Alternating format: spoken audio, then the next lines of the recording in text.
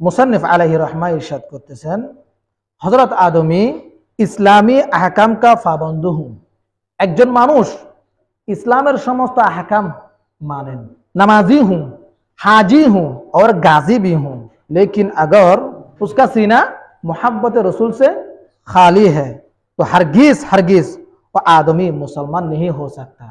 এমন কিছু মানুষ আছে যারা ইসলামের আহকাম পরিপূর্ণভাবে পালন করেন, নামাজ আদায় করেন, হজ করেন, ময়দানে যুদ্ধ করেন, তবে তাদের অন্তরের মধ্যে নবীর মোহাব্বত নাই, নবীর মোহাব্বত নাই, নবীকে যা তা ব্যবহার করেন। আমরা আমাদের ভাই বন্ধুদেরকে সাথে যেভাবে আচরণ করি, তারা রসুলের সাথে সেভাবে আচরণ করে। নবীকে আমাদের মতো সাধারণ মনে করে, নবীকে আমাদের মতো। রসুল সাল্লাল্লাহু আলাইহি ওয়াসাল্লাম হচ্ছে অসাধারণ মানব। কি মানব? মানুষ, কিন্তু অসাধারণ মানুষ। সুবহানাল্লাহ। আমাদের মতো নয়, আমরা হলাম সাধারণ। আমরা কি সাধারণ? কেউ ইচ্ছা করলে তিনি নবী হইতে পারবে না। তিনি একজন ইচ্ছা করতেছে আমি নবী হব, এই জন্য তিনি রাতকে রাত দিনকে দিন ইবাদত বন্দগীতে কাটাচ্ছেন, কিন্তু তিনি নবী হইতে পারবে না। তবে ওলি হইতে পারবেন। কি? আল্লাহর বন্ধু হইতে পারবেন, আল্লাহর নিকট বাজন হইতে পারবেন, কিন্তু নবী হওয়া যাবে না। আল্লাহ তাআলা যাদেরকে সিলেক্টেড করেছেন তারাই শুধু নবী এবং রসুল, আর বাকিরা হচ্ছে ওলি। ইবাদত বন্দী করতে করতে আল্লাহকে রাজি করে তিনি আল্লাহর বন্ধু হয়ে গেলেন। সুবহানাল্লাহ। তবে কোনো ব্যক্তি চেষ্টা করলেও নবী হইতে পারবে না, রসুল হইতে পারবে না, সাইয়্যিদুল মুরসালিন হইতে পারবে না, আখিরি নবী হইতে পারবে না, শাফাআতে কুবরা তিনি পাবেন না। এত ডিগ্রি থাকার পরেও তিনাকে যদি আমাদের মতো মানুষ বলি, তাহলে কি হবে? হবে না। যাদের অন্তরে রসুলের মোহাব্বত নাই, তিনি হাজি হয়েও লাভ নাই, গাজী হয়েও লাভ নাই, নামাজি হয়েও লাভ নাই, ইসলামে আহকাম পরিপূর্ণভাবে মান্য করেও লাভ নাই। কারণ অন্তরে কি নাই? রসুলের মোহাব্বত নাই। এই জন্য আমাদের সকলের অন্তরের মধ্যে রসুলের মোহাব্বত পরিপূর্ণ রাখতে হবে। রসুলের মোহাব্বতের সাথে যখন আমরা আমাদের নামাজ আদায় করব, আমাদের রোজা আদায় করব, আমাদের হজ আদায় করব, তাহলে আমরা আল্লাহর নিকটবর্তী হইতে পারবো। সুবহানাল্লাহ।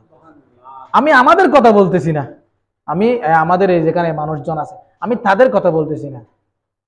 সূক্ষ্মভাবে যদি চিন্তা করি, এমন কিছু মুসলমান ছিল যারা নবীজির সাথে মসজিদে নববীতে নামাজ পড়তো। নবীজির সাথে মসজিদে নববীতে কি পড়তো? নামাজ পড়তো। নবীজির পিছনে নামাজ পড়তো।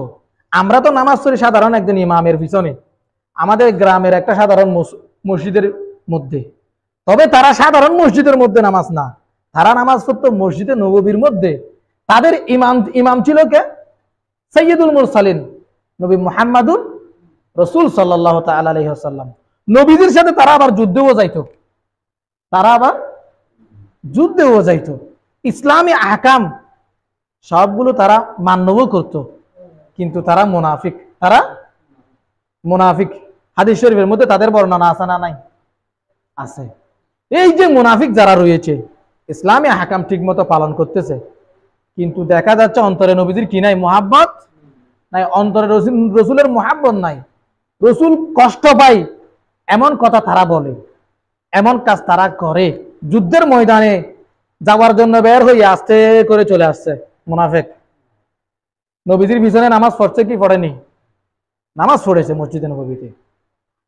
এখন আপনি তাদেরকে মুসলমান কিভাবে বলবেন? তারা কাফের। রসুলের মোহাব্বত যাদের অন্তরের মধ্যে রয়েছে, শুধুমাত্র তারাই মুসলমান। সুবহানাল্লাহ। ওয়া মিনান নাসি মান ইয়াকুলু আমান্না বিল্লাহি ওয়া বিল ইয়াউমিল আখির। সূরা বাকারা 1 নম্বর পৃষ্ঠা। ওয়া মা হুম বিমুমিনিন। আল্লাহ তাআলা বলছেন তারা একজনও মুমিন নয়। ইয়া রাসূলুল্লাহ, তারা আপনাকে এসে বলছে আমি আল্লাহর উপর ঈমান এনেছি, ফেরেশতাদের উপর ঈমান এনেছি, আমরা আপনার পিছনে নামাজ আদায় করি, আপনার সাথে যুদ্ধ করি। আল্লাহ বলছেন কি, ওয়ামা হুম বিমুমিনিন, ওয়ামা হুম, তারা একজনও মুমিন নয়। সুতরাং যাদের অন্তর রসুলের মুহাব্বত থেকে খালি, তাদেরকে আমরা মুমিন বলতে পারবো না, তারা কাফের। কে বলেছেন? আল্লাহ তাআলা বলেছেন। কে বলেছেন? আল্লাহ তাআলা। সূরা বাকারা 1 নাম্বার পৃষ্ঠার মধ্যে এই আয়াতে কারিমা আছে। এজন্য আমাদের অন্তরকে, আমাদের দিলকে রসুলের মুহাব্বত দিয়ে সাজাইতে হবে।